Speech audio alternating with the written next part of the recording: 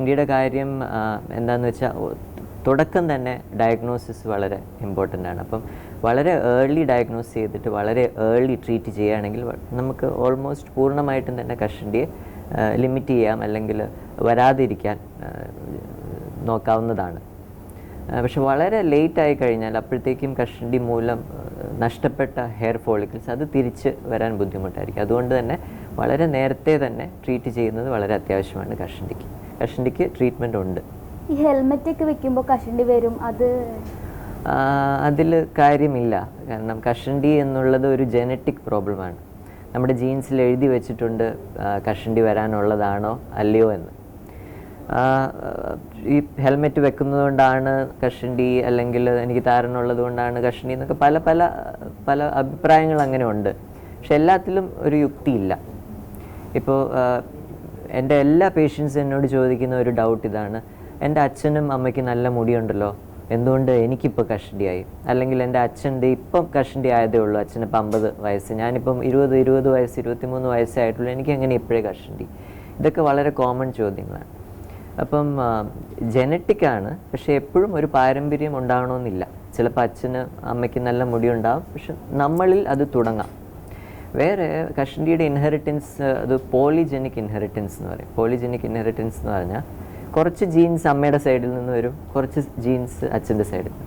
പക്ഷെ ആ ജീൻസ് മാത്രം അമ്മയിൽ കഷണ്ടി ഉണ്ടാക്കത്തില്ല, ആ ജീൻസ് മാത്രം അച്ഛനിൽ കഷണ്ടി. രണ്ടും കൂടെ നമ്മളിൽ വരുമ്പോൾ നമുക്ക് കഷണ്ടി ഉണ്ടാകും. പിന്നെ ഇപ്പോൾ വർഷങ്ങൾ കഴിയും തോറും വളരെ ചെറുപ്പക്കാർക്ക് കഷണ്ടി കണ്ടുവരുന്നു.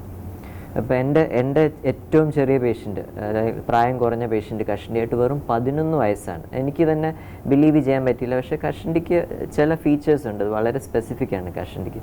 അപ്പോൾ ഈ പുള്ളിക്ക് വളരെ ക്ലിയർ കട്ട് കഷണ്ടിയാണ് ഉള്ളത്, പക്ഷേ വയസ്സ് 11 വയസ്സേ ഉള്ളൂ. അപ്പോൾ പല പല ഫാക്ടേഴ്സ് പറയപ്പെടുന്നു ഇത് വേഗം കഷണ്ടി വരാനുള്ള ഫാക്ടേഴ്സ്. അത് ചിലപ്പോൾ പൊല്യൂഷൻ ആകാം, ചിലപ്പം താരനാകാം, ചിലപ്പോൾ സ്ട്രെസ്സുകൾ, വളരെയധികം സ്ട്രെസ്സുകളുള്ള ലൈഫ് സ്റ്റൈലാണല്ലോ ഇപ്പം നമുക്കുള്ളത്. അതൊക്കെ കോൺട്രിബ്യൂട്ടറി ഫാക്ടേഴ്സാണ്. പക്ഷേ ഞാൻ കണ്ടിട്ടുള്ളതിൽ വെച്ച് ഏറ്റവും ചെറുപ്പക്കാർക്ക് കഷണ്ടി വരുന്നവർക്ക് എല്ലാവർക്കും തന്നെ വളരെ സിവിയർ താരനുണ്ടാവും. അപ്പം കഷണ്ടിയുടെ റേറ്റ് വളരെ ഫാസ്റ്റാക്കും. പക്ഷേ കഷണ്ടി ജനറ്റിക്കായിട്ട് ഉള്ളവർക്ക് മാത്രമേ താരൻ ഫാസ്റ്റ് ആക്കത്തുള്ളൂ, അല്ലെ കഷണ്ടി പ്രവണത ഇല്ലാത്തവർക്ക് താരൻ കൊണ്ട് മുടി കൊഴിച്ചിൽ വരണമെന്നില്ല. ഈ ചൂട് കഷണ്ടിയായി ബന്ധപ്പെട്ടതാണ്. മരുഭൂമിയിലൊക്കെ പണിയെടുക്കുന്നവർക്ക് കഷണ്ടി വരുന്നത് അപ്പോൾ കോൺട്രിബ്യൂട്ടറി ഫാക്ടേഴ്സ് ആയിട്ട് പറയുന്നത് ഒരെണ്ണം സൺലൈറ്റ് എക്സ്പോഷർ, അതും ജനറ്റിക് പ്രീഡിസ്പോസിഷൻ, അല്ലെങ്കിൽ കഷണ്ടി വരാൻ സാധ്യതയുള്ളവർക്ക് കൂടുതലായിട്ടുള്ള വെയിൽ അടിക്കുന്നത് വേഗം കഷണ്ടിയിലേക്ക് പോകുന്നു. അത് സൺലൈറ്റ് ഒരു കോൺട്രിബ്യൂട്ടറി ഫാക്ടർ. പക്ഷെ സൺലൈറ്റ് മാത്രമാണോ കഷണ്ടി ഉണ്ടാക്കുന്നതെന്ന് വെച്ചാൽ അല്ല. ആ ഒരു ജനറ്റിക് പ്രിഡിസ്പോസിഷൻ ഉണ്ടെങ്കിൽ മാത്രമേ വെയിലും മറ്റുള്ള ഫാക്ടേഴ്സും കഷണ്ടി ഉണ്ടാക്കൂ. ഈ കഷണ്ടിക്ക് മരുന്നായിട്ട് രണ്ട് മരുന്നുണ്ട്. ഒരെണ്ണം തേക്കാനായിട്ടുള്ള ഒരു സൊല്യൂഷനുണ്ട്, ഒരു ടാബ്ലറ്റുകളുണ്ട്. ഇത് രണ്ടും USFDA അപ്രൂവ്ഡ് ആണ്. പക്ഷേ കഷണ്ടിയുടെ ഒരു കാര്യം അറിയേണ്ടതെന്ന് വെച്ചാൽ അത് ജനറ്റിക്കാണ്. നമുക്ക് ജീൻസിനെ മാറ്റാൻ ഇതുവരെ സാധിച്ചിട്ടില്ല. എത്ര ടെക്നോളജി വൈദ്യശാസ്ത്രം അഡ്വാൻസ് ആയാലും നമുക്ക് ഓൾറെഡി എഴുതി വെച്ചിരിക്കുന്ന ജീൻസ് മാറ്റാൻ പറ്റത്തില്ല. അപ്പോൾ എത്ര കാലം മരുന്ന് ഉപയോഗിക്കുന്നു അത്രയും കാലം നമുക്ക് കഷണ്ടി പിടിച്ചു നിർത്താൻ പറ്റും, മുടിയുടെ ലെവൽ. അപ്പം ഉണ്ട്, ട്രീറ്റ്മെൻ്റ് ഉണ്ട്. പിന്നെ ഇത് മാത്രമല്ല, വേറെ പ്രൊസീജിയേഴ്സുകളുണ്ട്. അപ്പോൾ ഇത് FDA അപ്രൂവ്ഡ് മരുന്നുകളാണ്. പ്രൊസീജിയേഴ്സായിട്ട് പല പല പ്രൊസീജിയേഴ്സ് ഓരോ വർഷങ്ങൾ കഴിയുന്തോറും പുതിയത് കണ്ടുപിടിച്ചുകൊണ്ട് വരുന്നു. മൈക്രോ നീഡ്ലിംഗ്, ലേസർ കൂം, അതായത് മുടി വളരാൻ വേണ്ടിയിട്ടുള്ള laser light therapy, low level laser light therapy, അങ്ങനെ പ്ലേറ്റ്ലെറ്റ് റിച്ച് പ്ലാസ്മ PRP അല്ലെങ്കിൽ വാമ്പയർ ട്രീറ്റ്മെൻറ്റ്, നമ്മുടെ തന്നെ രക്തം ഡ്രോ ചെയ്തിട്ട് അത് പ്രോസസ്സ് ചെയ്തിട്ട് അതിലെ പ്ലേറ്റ്ലെറ്റ് ഘടകങ്ങൾ മാത്രം എടുത്ത് തിരിച്ച് തലയിലേക്ക് ഇഞ്ചെക്റ്റ് ചെയ്യുക. അങ്ങനത്തെ അഡ്വാൻസ്ഡ് കോസ്മെറ്റിക് പ്രൊസീജിയേഴ്സ് ഇപ്പോൾ പതുക്കെ വന്നുകൊണ്ടിരിക്കുന്നു. പക്ഷേ എല്ലാം ഒരു അഡ്ജുവൻ്റ് അല്ലെങ്കിൽ ആഡ് ഓൺ ആണ്. പഴയ നമ്മുടെ ട്രീറ്റ്മെൻറ്റിൻ്റെ കൂടെ ഒരു അഡീഷണൽ ബെനിഫിറ്റ് ഇത് കൊടുക്കത്തുള്ളൂ. അതല്ലാതെ കംപ്ലീറ്റ് ആയിട്ട് ക്യൂർ വിത്ത് എ പ്രൊസീജിയർ ഇതുവരെ ആകത്തില്ല. അപ്പോൾ ആ FDA അപ്രൂവ്ഡ് മരുന്നുകളോടൊപ്പം പ്രൊസീജിയറുകളൂടെ ചെയ്യുമ്പോൾ നമുക്ക് കൂടുതൽ ആഡഡ് ബെനിഫിറ്റ് കിട്ടും. സാർ, ഇനി മുഖക്കുരു അത് ഉണ്ടാവാനുള്ള പ്രധാന കാരണം? ഓക്കെ, അതെ, വളരെയധികം യുവാക്കൾ സഫർ ചെയ്യുന്ന ഒരു അസുഖമാണ് മുഖക്കുരു. ഒരു സെബേഷ്യസ് ഗ്രന്ഥി, അതായത് എണ്ണ ഗ്രന്ഥിയുടെ ഒരു അബ്നോമാലിറ്റിയാണ്, മുഖത്തെ എണ്ണ ഗ്രന്ഥികളുടെ അബ്നോമാലിറ്റി. ഇത് യൂഷ്വലി കൗമാരപ്രായക്കാർക്ക് കാണുന്നു. കൗമാരപ്രായത്തിൻ്റെ ഹോർമോൺസ് ഇൻഫ്ലുവൻസ് ചെയ്താണ് എണ്ണ ഗ്രന്ഥി കൂടുതലായിട്ട് എണ്ണ ഉൽപ്പാദിപ്പിക്കുന്നു, അതിൻ്റെ ഓപ്പണിംഗ് അടഞ്ഞു പോകുന്നു. അടഞ്ഞു പോയിട്ട് പല കാരകൾ, ബ്ലാക്ക് ഹെഡ്സ്, വൈറ്റ് ഹെഡ്സ് ഉണ്ടാകുന്നു. പിന്നെ അത് പഴുക്കുന്നു, ഇൻഫെക്റ്റഡ് പസ്റ്റ്യൂൾസ് ആകുന്നു, നോഡ്യൂൾസ് ആകുന്നു. അത് ഹീല് ചെയ്യുമ്പോൾ അവിടെ കറുത്ത പാടുകൾ ഉണ്ടാകുന്നു. വളരെ വലിയ നോഡ്യൂൾ സിസ്റ്റൊക്കെ ആണെങ്കിൽ അത് ഹീൽ ചെയ്യുമ്പോൾ കുഴികളുണ്ടാകുന്നു. ഇതൊക്കെ വളരെ ഡിഫറെൻറ്റ് സ്റ്റേജസ് ഓഫ് മോക്കുരു. അപ്പം മെയിൻലി അതൊരു കൗമാരപ്രായക്കാരുടെ ഒരു പ്രോബ്ലമാണ്. ഹോർമോണൽ ഇൻഫ്ലുവൻസ് ഉണ്ട്. അപ്പം ഇത് ഒരു ആഴ്ചയിൽ ഒരു മാസം കൊണ്ട് ക്യൂർ ചെയ്യാൻ പറ്റുമെന്ന് ചോദിച്ചാൽ ഇല്ല. ആ ഒരു കൗമാരപ്രായത്തിൻ്റെ ഹോർമോണൽ ഇൻഫ്ലുവൻസ് ഉള്ളിടത്തോളം കാലം മൂക്കുരു വന്നുകൊണ്ടിരിക്കും. അപ്പോൾ അതിനെ കൺട്രോൾ ചെയ്ത് നിർത്തണം. ഇപ്പം മിക്ക പഴയ ആൾക്കാർ, ഇപ്പം വളരെ മുതിർന്നവർ ഇപ്പം എന്നോട് സ്ഥിരം ചോദിക്കുന്ന ഈ മൂക്കുരുമൊക്കെ ട്രീറ്റ് ചെയ്യണം, ഒന്നും ചെയ്തില്ലെങ്കിൽ തന്നെയും ഒരു പ്രായം കഴിയുമ്പോൾ പോവില്ലേ എന്ന് എന്നോട് സ്ഥിരം ചോദിക്കുന്ന ഒരു ചോദ്യമാണ്. പക്ഷേ ഞാൻ അവരോട് പറയുന്ന അതേ, ഒരു പ്രായം കഴിയുമ്പോഴത്തേക്ക് പോകും. പക്ഷെ അതുവരെ സിവിയർ മൂക്കുരു ഉണ്ടാകുമ്പോൾ അത് നമ്മുടെ മുഖത്തെ സ്കാർ ചെയ്യും. അപ്പോൾ മൂക്കുരു ഉള്ള ഒരാൾക്കേ അതിൻ്റെ വിഷമം അറിയത്തുള്ളൂ. വളരെ സിവിയർ മുഖക്കുരു വരുമ്പോൾ അത് നമ്മുടെ കോൺഫിഡൻസിനെ അത്രത്തോളം ബാധിക്കും. അപ്പം കോൺഫിഡൻസിനെ ബാധിക്കുമ്പോൾ നമ്മുടെ കാര്യക്ഷമത അല്ലെങ്കിൽ എഫിഷ്യൻസിയും കുറഞ്ഞു വരുന്നു. ഒരു ഇൻഫീരിയോറിറ്റി കോംപ്ലക്സ് എപ്പോഴും ആ മൂക്കുരു ഉള്ളവർക്ക് ഉണ്ടാകും. അപ്പോൾ അതുമൂലം ഈവൻ മൂക്കുരു മാറിക്കഴിഞ്ഞാൽ ആ ഒരു കോംപ്ലക്സ്, ആ ഒരു ഇൻഫീരിയോറിറ്റി കോംപ്ലക്സ് ചിലപ്പോൾ നിലനിൽക്കും. അതുകൊണ്ട് തന്നെ മൂക്കുരു ട്രീറ്റ് ചെയ്യുന്നത് വളരെ അത്യാവശ്യമാണ്. സിവിയറിറ്റി കുറച്ച് നിർത്തിക്കഴിഞ്ഞാൽ അവരുടെ കോൺഫിഡൻസ് ഇമ്പ്രൂവ് ആവുകയും അവരുടെ കാര്യക്ഷമത ഇമ്പ്രൂവ് ആവുകയും ചെയ്യും. ആൻഡ് സ്കാർസിനെ പ്രിവെൻറ്റ് ചെയ്യാം. കറക്റ്റ് ടൈമിൽ നമ്മൾ മൂക്കുരുവിനെ ട്രീറ്റ് ചെയ്യുകയാണെങ്കിൽ അതുമൂലമുള്ള കുഴികളും കറുത്ത പാടുകളും സ്കാർസും ഉണ്ടാകത്തില്ല. അല്ലെങ്കിൽ സ്കാർ ട്രീറ്റ്മെൻ്റ് ആണ് ലേറ്റർ ഉദ്ദേശിക്കുന്നതെങ്കിൽ അത് മൂക്കുരുവിനെ ട്രീറ്റ് ചെയ്യുന്നതിനെക്കാട്ടും കോസ്റ്റ്ലിയാണ്. സ്കാർ ട്രീറ്റ്മെൻറ്റ് നമുക്ക് പ്രൊസീജിയേഴ്സ് ഉണ്ട്, ഡെർമാ റോളർ, സബ്സിഷൻ, ലേസർ, ഇതെല്ലാം വളരെ വളരെ കോസ്റ്റ്ലി പ്രൊസീജിയേഴ്സാണ്. പക്ഷെ മൂക്കുരു ട്രീറ്റ് ചെയ്യുന്നത് വളരെ ചീപ്പാണ്. അപ്പോൾ മൂക്കുരു ഉള്ള സമയത്ത് ട്രീറ്റ് ചെയ്യുകയാണെങ്കിൽ നമുക്ക് ഭാവിയിൽ സ്കാർ ട്രീറ്റ്മെൻറ്റും ഒഴിവാക്കാവുന്നതാണ്. ഈ മുഖക്കുരു ഉള്ളവർ എപ്പോഴും മുഖം കഴുകി കഴിഞ്ഞാൽ മൂക്കുരു ഒരു പരിധിവരെ ഇല്ലാതാക്കാൻ നല്ല പ്രവണതയാണ്. കാരണം ഞാൻ പറഞ്ഞതുപോലെ മൂക്കുരു പൊതുവെ എണ്ണമയം കൂടുതലുള്ളവർക്ക് കാണുന്നതാണ്. എണ്ണഗ്രന്ഥി അടയുമ്പോൾ ഉണ്ടാകുന്ന ഒരു അസുഖമാണ്. അപ്പോൾ എപ്പോഴും മുഖം കഴുകുന്നതുകൊണ്ട് നമ്മുടെ എണ്ണമയം കുറയ്ക്കാം. പ്ലസ് മൂക്കുരുവിൻ്റെ ആ പോഴ്സ് അടയുന്നത് നമുക്ക് പ്രിവെൻറ്റ് ചെയ്യാം. അപ്പോൾ ഇടയ്ക്കിടയ്ക്ക് കഴുകുന്നത് നല്ലതാണ്. ഒരു മൈൽഡ് ക്ലെൻസർ, ഓയിലി സ്കിന്നിന് വേണ്ട ഒരു മൈൽഡ് ക്ലെൻസർ അല്ലെങ്കിൽ സാലിസിലിക് ആസിഡ് അടങ്ങുന്ന ഒരു ക്ലെൻസർ വെച്ച് മുഖം റിപ്പീറ്റഡ് ആയിട്ട് കഴുകുന്നതും വളരെ നല്ലതാണ്.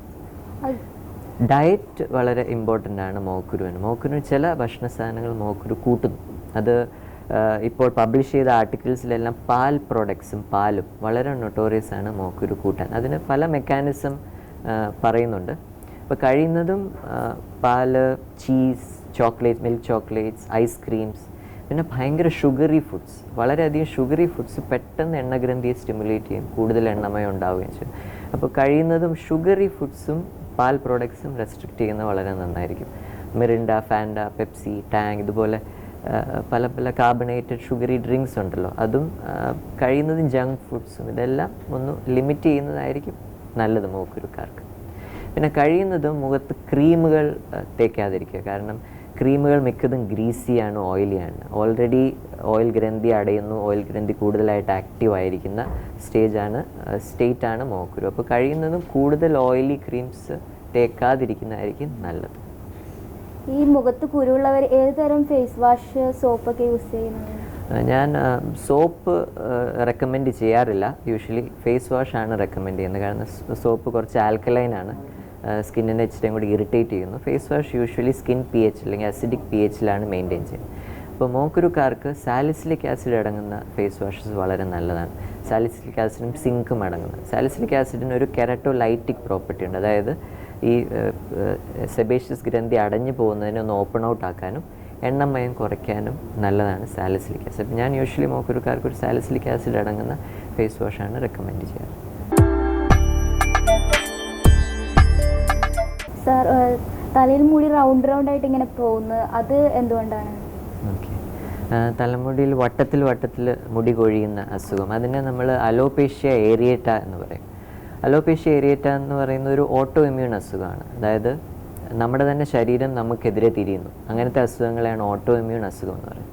അപ്പം നമ്മുടെ തന്നെ ശരീരത്തിൻ്റെ രോഗപ്രതിരോധ ശക്തി, അത് രോഗാണുക്കളോട് മല്ലിടുന്ന രോഗപ്രതിരോധ ശക്തി നമ്മുടെ തന്നെ മുടിക്കെതിരെ തിരിയുമ്പോൾ വട്ടത്തിൽ മുടി കൊഴിഞ്ഞു പോകുന്നു. അത് പല സിവിയറിറ്റിയിലുണ്ട്. ചിലവർക്ക് 1-2 വട്ടത്തിലുള്ള പാച്ചസ് തലയിൽ മാത്രം ഉണ്ടാകും. ചിലവർക്ക് തലയിലെ മുടി മുഴുവൻ പോകാം. അതിനെ അലോപേഷ്യ ടോട്ടാലിസ് എന്ന് പറയും. ചിലവർക്ക് തലയിൽ മാത്രമല്ല ശരീരത്തിലെ എല്ലാ മുടിയും നഷ്ടപ്പെടാം ഈ അസുഖത്തിൻ്റെ ഭാഗമായിട്ട്. അതിനെ അലോപേഷ്യ യൂണിവേഴ്സാലിസ് എന്ന് പറയും. അപ്പോൾ ഇതിൻ്റെ ട്രീറ്റ്മെൻറ്റ് ഇച്ചിരി കൂടെ ട്രിക്കിയാണ്. കാരണം നമ്മുടെ തന്നെ ശരീരമാണ് നമ്മുടെ എതിരെ തിരിയുന്നത്. അപ്പം ട്രീറ്റ്മെൻറ്റ് സാധാരണ മുടി ഒഴിച്ചിൽ പോലെയല്ല.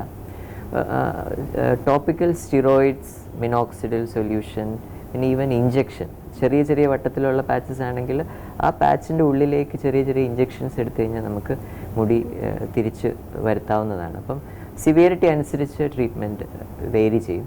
പിന്നെ യൂഷ്വലി ഇതൊരു ഓട്ടോഇമ്യൂൺ അസുഖം ആയതുകൊണ്ട് വേറെ ഓട്ടോഇമ്യൂൺ അസുഖം ഉണ്ടോ എന്നും കൂടെ ഒന്ന് ചെക്ക് ചെയ്യുന്നത് വളരെ നല്ലതാണ്. ഉദാഹരണമായിട്ട് തൈറോയിഡ്, ഡയബറ്റിസ്, അങ്ങനെ എന്തെങ്കിലും വേറെ ഓട്ടോഇമ്യൂൺ അസുഖം ഉണ്ടോ എന്നും കൂടെ ഒന്ന് ചെക്ക് ചെയ്തത് നല്ലതാണ്. സാർ അതുപോലെ തന്നെ അകാല നര. ഓക്കെ, അകാല നര ഇപ്പോൾ ഈ ആധുനിക യുഗത്തിൽ വളരെയധികം ആൾക്കാർ സഫർ ചെയ്യുന്ന ഒരു ഡിസീസാണ്. കുറേ യങ്സ്റ്റേഴ്സ് എൻ്റെ ക്ലിനിക്കിൽ വരുന്നുണ്ട് അകാല നരയായിട്ട്. ഇപ്പോൾ അകാല നര നമ്മൾ പ്രിമച്യൂർ ഗ്രേയിങ് അല്ലെങ്കിൽ കനൈറ്റിസ് എന്ന് പറയും. ഇതിൻ്റെ കോസ് ഇപ്പോഴും വൈദ്യശാസ്ത്രം ഇത്ര അഡ്വാൻസ്ഡ് ആയിട്ട് പോലും നമുക്ക് എക്സാക്റ്റ് കാരണം എന്തുകൊണ്ട് നര വരുന്നു എന്നുള്ളത് ഇതുവരെ അറിയത്തില്ല. കുറച്ച് പോസ്റ്റുലേറ്റ്സ് അല്ലെങ്കിൽ തിയറീസ് മാത്രമാണ് നമുക്കുള്ളത്.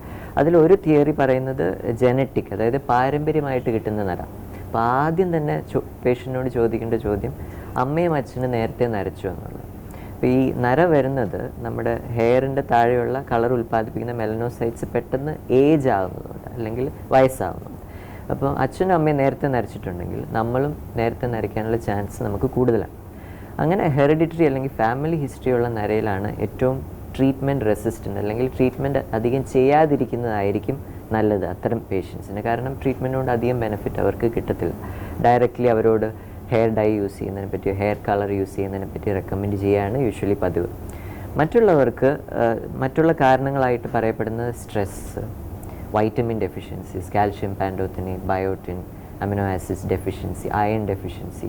ഇപ്പോൾ ലേറ്റസ്റ്റ് ആയിട്ട് അകാല നരയുള്ളവർക്കെല്ലാം വൈറ്റമിൻ ഡി ഡെഫിഷ്യൻസി കണ്ടുവരുന്നു, സിങ്ക് ഡെഫിഷ്യൻസി. സോ അങ്ങനത്തെ ഡെഫിഷ്യൻസീസ് ഉണ്ടോ എന്ന് എക്സാമിൻ ചെയ്യുകയും സപ്ലിമെൻറ്റ് ചെയ്യുകയാണ് മെയിൻ ട്രീറ്റ്മെൻറ്റ്. അപ്പോൾ യൂഷ്വലി അകാല നരയ്ക്ക് നമ്മളൊരു ഹെയറിന് വേണ്ടിയിട്ടുള്ള സപ്ലിമെൻറ്റ്സ് ഒരു 3 തൊട്ട് 6 മാസം വരെ കൊടുക്കുകയും പിന്നെ ലേറ്റസ്റ്റ് ആയിട്ട് ഇപ്പോൾ വേറെ ഒരു പ്രോഡക്റ്റും കൂടെ വന്നിട്ടുണ്ട്. അതും ഒരു മെലിറ്റെയിൻ എന്ന് പറഞ്ഞ ഒരു പ്രോഡക്റ്റ്, അതും തലയിൽ തേക്കാൻ കൊടുക്കാറുണ്ട്. യൂഷ്വലി നല്ല റിസൾട്ട്സ് കിട്ടാറുണ്ട്. ഓക്കെ, ഈ ഡൈ കളറൊക്കെ ഉപയോഗിക്കുമ്പോൾ ഹെയർ പൊഴിയാനായിട്ട് ഓക്കെ, ഇപ്പം എന്നോട് ചോദിക്കുകയാണെങ്കിൽ ഞാനൊരു കോസ്മെറ്റിക് ഡെർമറ്റോളജിസ്റ്റാണ്. അപ്പം മുടിയിൽ ഹെയർ ഡൈ യൂസ് ചെയ്യാവോ എന്ന് എന്നോട് പേഷ്യൻസ് ചോദിക്കുകയാണെങ്കിൽ നമുക്ക് നല്ല മുടി ഉണ്ടെങ്കിൽ തന്നെ അത് വെളുത്തിരുന്നാൽ അല്ലെങ്കിൽ നരച്ചിരുന്നാൽ അതിനൊരു ഭംഗിയില്ല. അപ്പോൾ മുടി എന്ന് പറഞ്ഞാൽ ഒരു എസ്തെറ്റിക് ഇതിന് വേണ്ടിയിട്ടാണ് അല്ലെങ്കിൽ ഒരു കോസ്മെറ്റിക് അപ്പീലിന് വേണ്ടിയിട്ടാണ് മുടി. അപ്പോൾ അത് നല്ല തിക്കാണെങ്കിലും നരച്ചിട്ടുണ്ടെങ്കിൽ അതിന് ഭംഗിയില്ല. അതുകൊണ്ട് ഞാൻ പേഷ്യൻസിനോട് ഹെയർ ഡൈ യൂസ് ചെയ്യേണ്ട എന്ന് പറയാറില്ല. ഹെയർ ഡൈ യൂസ് ചെയ്തോളൂ എന്ന് തന്നെയാണ് പറയുന്നത്. പക്ഷേ യൂഷ്വലി എല്ലാ പേഷ്യൻസിനും ഹെയർ ഡൈയോട് അലർജി ഉണ്ടാകണമെന്നില്ല.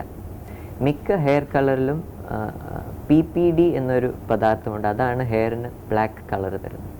അപ്പോൾ പണ്ട് കാലത്ത് കുറേ അമോണിയ അടങ്ങുന്ന ഹെയർ കളർ യൂസ് ചെയ്തിരുന്നു. അപ്പോൾ അമോണിയയോട് ഇറിറ്റേഷൻ പൊട്ടൻഷ്യലൊക്കെ കൂടുതലായതുകൊണ്ട് ഇപ്പം മിക്ക ബ്രാൻഡ്സിലും അമോണിയ ഇല്ല. പക്ഷേ PPD ആണ് കളർ കൊടുക്കുന്ന പദാർത്ഥം.